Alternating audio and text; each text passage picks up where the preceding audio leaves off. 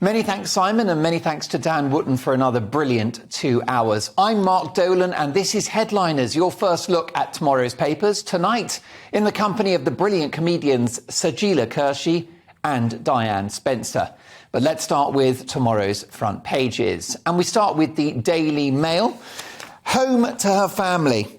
Her coffin brightly lit as evening fell. The Queen arrived home at Buckingham Palace for the final time earlier this evening. Also, Robert Hardman, a brilliant royal biographer, writing in the Mail, says it's not too late to change rigid plans and let millions more of us bid the Queen farewell. I'm just currently reading his biography of the Queen, and it's an absolute masterpiece.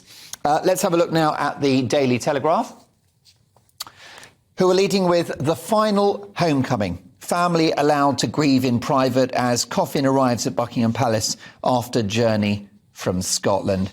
Of course, thousands awaiting the arrival of the late Her Majesty Queen Elizabeth II at Buckingham Palace in the capital. Next up, The Guardian.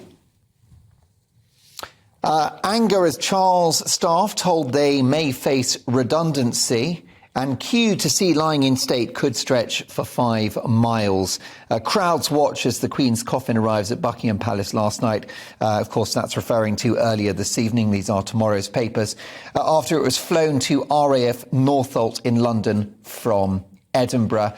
Also breaking away from the Queen, The Guardian covering a political story. Johnson's junk food rules under threat as Truss targets red tape. A reminder that the daily grind of politics is not far away.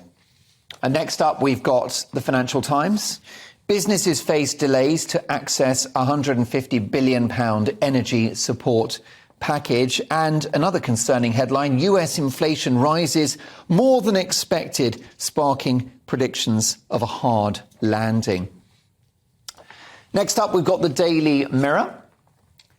Led home by lights of love. Crowds guard of honour as Queen arrives for last night at the palace.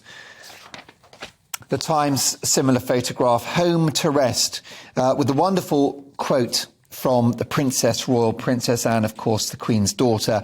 I was fortunate, says the Princess Royal, to share the last 24 hours of my dearest mother's life.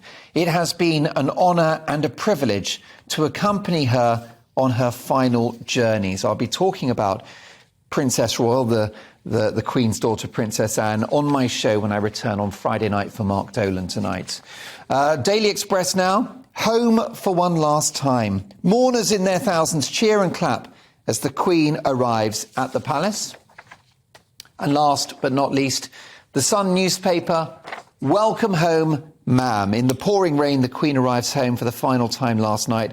Her coffin was driven into Buckingham Palace to be greeted by King Charles, Camilla, William, Kate, Harry and Meghan.